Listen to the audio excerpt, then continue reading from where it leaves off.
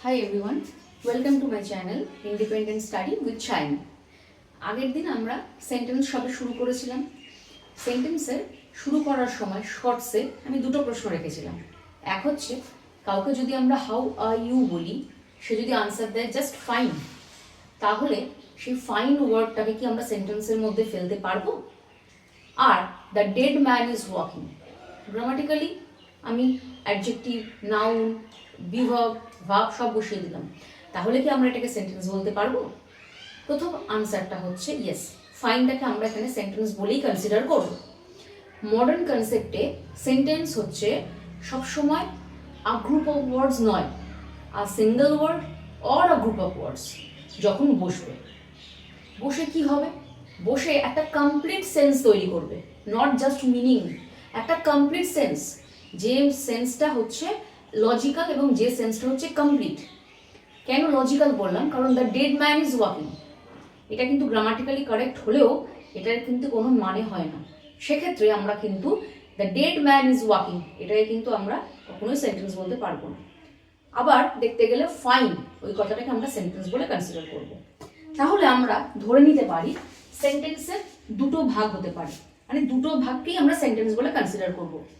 একটা হচ্ছে সিঙ্গেল ওয়ার্ডের সেন্টেন্স, যেমন এই ক্ষেত্রে ফাইন, তাছাড়াও কাম, শুধু কাম, গো, রিড, স্লিপ, এই ধরনের গুলোকে আমরা সিঙ্গেল ওয়ার্ড কিন্তু সেন্টেন্স বলে কনসিডার করব।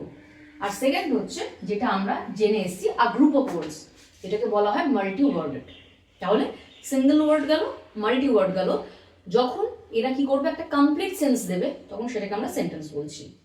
মাল্টি ওয়ার্ডের মধ্যে যখন থাকছে, মাল্টি ওয়ার্ডের মধ্যে আবার দুটো ভাগ হচ্ছে সেন্টেন্সের, একটা হচ্ছে ভার্ব দিয়ে আর একটা হচ্ছে ভার্ব ছাড়া।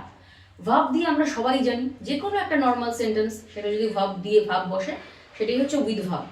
He is walking, I am reading, সমস্ত কিছু ভার্ব দিয়ে। ভার্ব ছাড়া, উইদাউট ভার্ব বা ভার্বলেস কি হবে? কোনো কনভারসেশনে যদি আমি বলি কাউকে, ধরো আমি তোমাকে বললাম হু আর ইউ, কি বলবে? সায়নী মুখার্জি। ভাব আছে? সায়নী মুখার্জি তো অ্যান্সারে ভাব নেই। তাহলে ওয়ার্ডের যখন মাল্টি ওয়ার্ডেড হবে তখন কি হচ্ছে? তখন এখানে হচ্ছে ভাব লেস একটা এখানে বসছে, ঠিক আছে? মাল্টি ওয়ার্ডের যখন উইথ ভাব থাকছে তখন কি করছি? তখন আমরা আরো দুটো ভাগে ভাগ করছি। যখন উইথ ভাব থাকছে, অবজেক্ট থাকছে, এই ধরনের যখন জিনিস থাকছে, যেমন হি ইজ ওয়াকিং। যখন আমি এই সেন্টেন্সটা বলছি তোমরা এখানে নিশ্চয়ই জানো যে বি ভার্ব আছে আর এখানে মেইন ভার্ব আছে।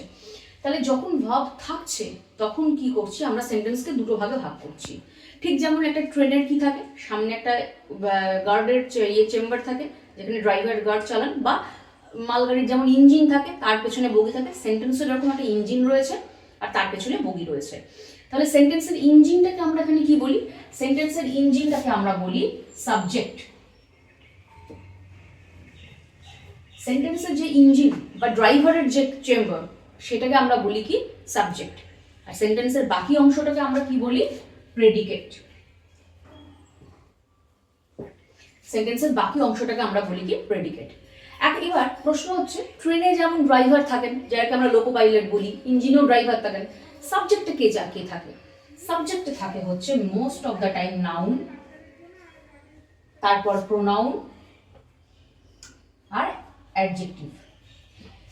এরাই হচ্ছে মেইনলি সাবজেক্টে থাকে। এরা তিনজনে একসঙ্গে থাকতে পারবে সেটা ব্যাপার নয়, তিনজন থাকতেও পারে একসাথে। আবার নাউন, প্রোনাউন, অ্যাডজেক্টিভ আলাদা আলাদাভাবেও থাকতে পারে। অ্যাডজেক্টিভ কখনো আলাদা থাকতে পারে না, তার সাথে অফকোর্স নাউনকে দরকার হয়। আমি বলতে চাইছি নাউন আর প্রোনাউন আলাদা আলাদাভাবে থাকতে পারে, আবার নাউন অ্যাডজেক্টিভ একই সাথে থাকতে পারে, ঠিক আছে? এটা সাবজেক্টে। তাহলে পেছনের যে বগিটা যেখানে আমরা যাত্রীরা উঠি, তারা আসলে থেকে থাকে এখানে থাকে হচ্ছে ভার্ব, ভার্বের পরে থাকবে অ্যাডভার্ব আর প্রিপোজিশন কনজাংশন। এই নিয়ে আমাদের পুরো একটা ট্রেনের কামরা কমপ্লিট হলো। যে কামরায় প্রথমে সাবজেক্ট থাকছে, সাবজেক্টে কারা থাকছে বলেই দিচ্ছি, তারপর হচ্ছে প্রেডিকেট। সেন্টেন্স আরো একটা ভাগ করা হয়, আরো দুরকম ইনফ্যাক্ট ভাগ করা হয়।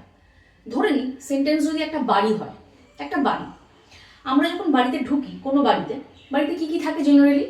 বাড়িতে থাকে শোয়ার ঘর, বেডরুম থাকে, রান্নাঘর থাকে, ঠাকুর ঘর থাকে, টয়লেট থাকে, আর ডাইনিং স্পেস এরকম থাকে। ঠিক একটা সেন্টেন্স যদি আমি ইমাজিন করি বাড়ি, সেন্টেন্সের ভেতর আমি যখন ঢুকবো তখন দেখবো কি সেন্টেন্সের মধ্যে এরকম ভাগ আছে। সেই ভাগগুলোকে কি বলে? সেই ভাগগুলোকে বলে সেন্টেন্সের বিভিন্ন রকম পার্ট। যেমন সেন্টেন্স কত রকমের তাহলে হয়? জেনারেলি সেন্টেন্স আমরা মোড অফ ইউজ মানে আমরা যেভাবে ইউজ করি, যেভাবে কথা বলি, সেই বেসিসে সেন্টেন্সকে আমরা 5 ভাগে ভাগ করতে পারি। আবারও বলছি, আমরা কিভাবে ইউজ করি, কিভাবে কথা বলি, কিভাবে ব্যবহার করি, তার বেসিসে সেন্টেন্সকে আমরা 5 ভাগে ভাগ করছি। যেমন অ্যাসার্টিভ, ইন্টারোগেটিভ, অপটেটিভ, এক্সক্লেমেটরি আর ইম্পারেটিভ। এই 5টা ভাগে আমরা সেন্টেন্সকে ভাগ করছি। আজকে শুধুমাত্র একটু অ্যাসার্টিভটা নিয়েই বলবো, পরের ভিডিওতে অ্যাসার্টিভ আর ইন্টারোগেটিভের বাকি অংশটা কমপ্লিট করবো। একটা ঘরে আমরা যখন ঢুকি, সেই ঘরের সব থেকে বড় জায়গা কোনটা থাকে? আমাদের শোবার ঘর। শোবার ঘরটাকেই আমরা কি করি? বেশি প্রায়োরিটি দিই, তাই তো? ঠিক সেই রকম সেন্টেন্সের এই যে ভাগ, তাদের মধ্যে সব থেকে বেশি প্রায়োরিটি পায়। জাস্ট ইমাজিন করবে এগুলো, আমি জাস্ট রিলেট করার জন্য এগুলো বলছি, ঠিক আছে? একটা সেন্টেন্সের সব থেকে বেশি পোর্শন জুড়ে থাকে বা বেশি ইউজ হয়, আমি যদি বলি 70 to 80% ইউজ হয়, সেটা হচ্ছে অ্যাসার্টিভ সেন্টেন্স। অ্যাসার্টিভ সেন্টেন্সকে স্টেটমেন্টও বলা হয়, ডিক্লারেটিভ সেন্টেন্সও বলা হয়। তাহলে অ্যাসার্টিভ সেন্টেন্স হচ্ছে সেন্টেন্সের একটা মূল স্তম্ভ, যেরকম আমাদের ঘর শোয়ার ঘর থাকে সেরকম।